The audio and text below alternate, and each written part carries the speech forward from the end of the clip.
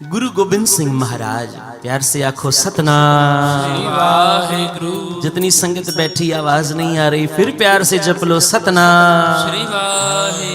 आपकी रसना पवित्र, दास के कान पवित्र, फिर प्यार से जप लो सतनाम। कहते हैं मालवे की धरती, गुरु गोबिंद सिंह महाराज आज संगत के साथ, सिखों के साथ वहां पहुंचे हैं। कहते हैं मेरे साहब जहां बैठे हैं एक रमणीक स्थान, सामने एक दरखत पर नजर पड़ी, एक कौवा बैठा था। बड़े ध्यान से सुनना, ये बात कईयों ने सुनी होगी, मैं फिर दोहरा दूं। कहते हैं दरखत पर एक कौवा बैठा था।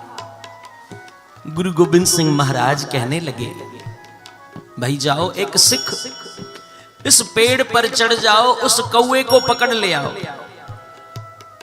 अब हुक्म मानकर एक सिख जाता है, पेड़ पर चढ़ जाता है।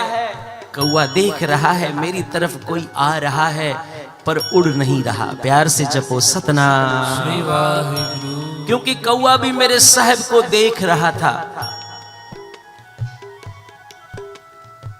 कहते हैं कौवा समझ गया कि गुरु गोबिंद सिंह महाराज जी का इशारा मेरी तरफ हुआ है, आज मेरा उद्धार होना है।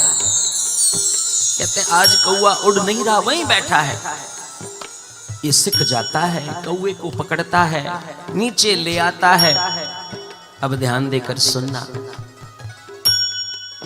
गुरु गोबिंद सिंह महाराज सिख से पूछते हैं, इस कौवे को पकड़ ले आए? हाँ पातशाह, कौवा आपके आगे हाजिर है। अब गुरु गोबिंद सिंह महाराज कहते हैं, इस कौवे की गर्दन पकड़ो, उस गर्दन को मरोड़ दो, इसे मार दो। प्यार से जपो सतनाम। अब कहां तो जीवन दाता सतगुरु, जिनकी वाणी मात्र सुनने से भी मुर्दों के अंदर प्राण आ जाते हैं। जीवन दाता सतगुरु आज कहते हैं इस कौवे को मार दो। सिखों ने सवाल नहीं किया, क्योंकि मालिक का हुक्म सेवक की जान। सेवक वही है जो अपने मालिक के कहे अनुसार चले।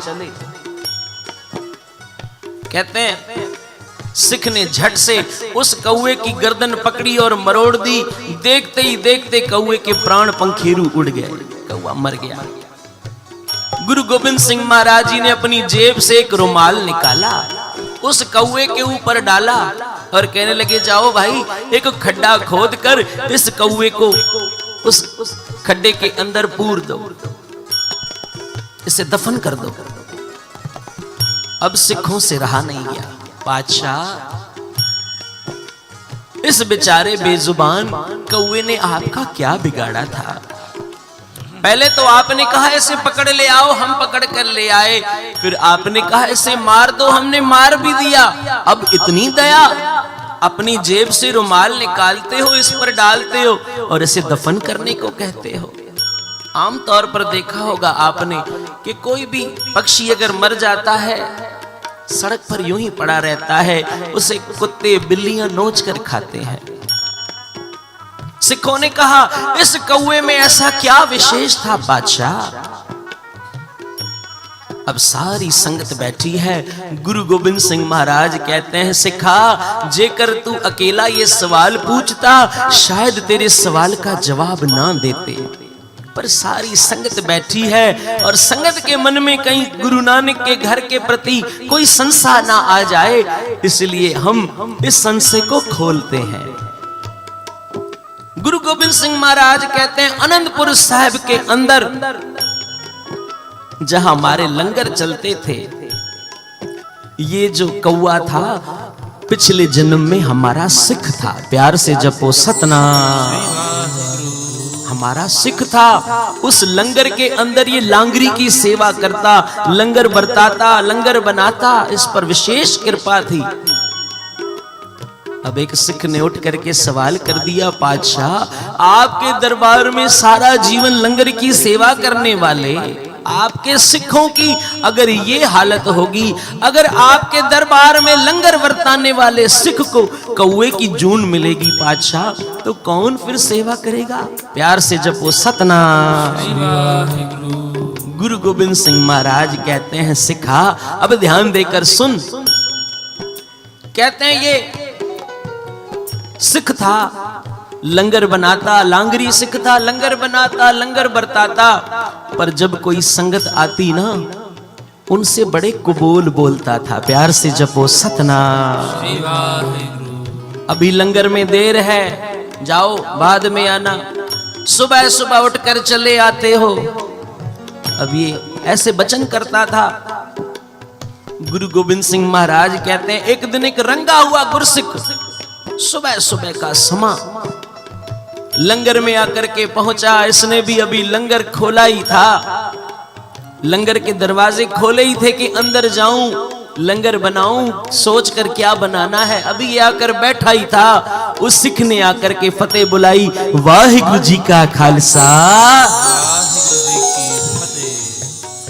इसने पहले तो सीधे मुंह फतेह का जवाब नहीं दिया। सिख ने कहा, भाई लांगरी सिख, मैं बड़ी दूर से आया हूं, बड़ी भूख लगी है, बड़ा चल के आया हूं, क्या मुझे रात के बचे हुए कोई 2 प्रसादे खाने को मिल जाएंगे? कहते हैं अब इस सिख ने कहा, लांगरी सिख कहने लगा, जरा तुमने समय देखा है? अभी लंगर का समय हुआ है, अभी से ही आ गए, जाओ। वो सिख कहता था, रंगा हुआ गुरसिख था, वो कहने लगा, भाई मैं तुमसे नहीं कहता कि मुझे अभी बनाकर ताजे प्रसादे दो, वो जो कल के रात के पड़े हों वही 2 प्रसादे मेरे हाथ पर रख दो, मैं वही खा के अपने पेट की इस भूख को शांत कर लूंगा। लांगरी सिख कहने लगा, नहीं है, जाओ बाद में आना। कहते हैं अब उस गुरसिख के मुख से वचन निकल गए, रंगा हुआ गुरसिख बाणी पढ़ने वाला, उसने कहा, भाई बेशक तू मुझे प्रसादे ना दे, कोई बात नहीं, पर तू ये कौवे की तरह टां टां क्यों करता है? प्यार से जपो सतनाम। कौवे की तरह टां टां क्यों करता है? कहते हैं लांगरी सिख को गुस्सा आया, कहने लगा, ओ मैं गुरु गोविंद सिंह महाराज के लंगर का लांगरी सिख, तू यूं ही घूमने फिरने वाला, कहां से कहां आ गया पता नहीं, तू मुझे कौवे की साथ मेरी बराबरी करता है? जा, मैं तुझे लंगर नहीं खिलाता, जा, चला जा। याद रखना, जब गुरु के दरबार में हमें कोई ओहदा मिलता है ना, तो गुरु का शुक्र करो, उसने तरस करके दिया है, हमारी औकात देखकर नहीं दिया। अरे गुरु नानक तो ऐसा है जो अवगुणों पर रीझ जाता है। प्यार से जपो सतनाम। गुरु नानक तो ऐसा है जो हमारे अवगुणों पर रीझता है।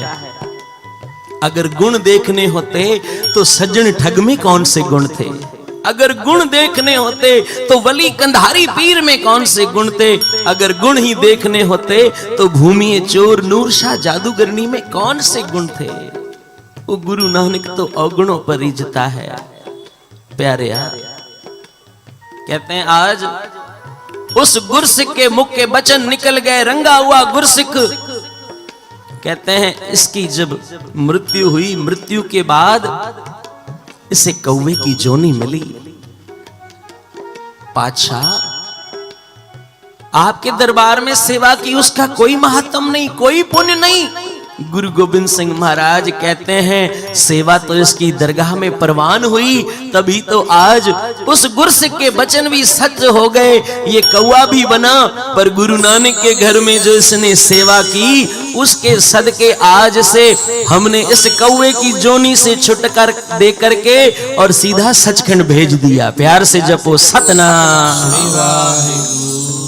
कहते हैं आज सिख गुरु पर बड़ा बलिहार जाते हैं। गुरु गोविंद सिंह महाराज कहते हैं सेवा भावे थोड़ी करो, कोई बात नहीं, पर जो भी करते हो ना निमाणे बन के करो। यहाँ अगर निमाणे बन करके आओगे तो गुरु नानक अपने घर की चाबियां आपको दे देगा। निमाणे बन के आए भाई लेना जी, देखो भाई कैसे आए थे निमाणे बन के, और फिर गुरु नानक के घर में निमाणे बन के सेवा की तो दूसरे गुरु नानक बन गए गुरु अंगद साहब। प्यार से आखो सतनाम।